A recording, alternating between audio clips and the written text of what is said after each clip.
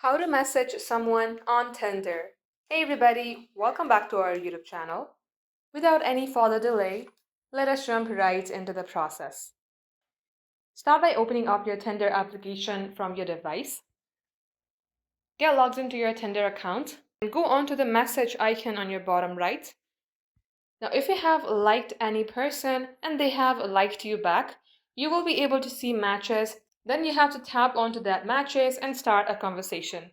First of all, in order to go on to the message of a person, you have to like that person. To do that, simply tap on the right side of the screen.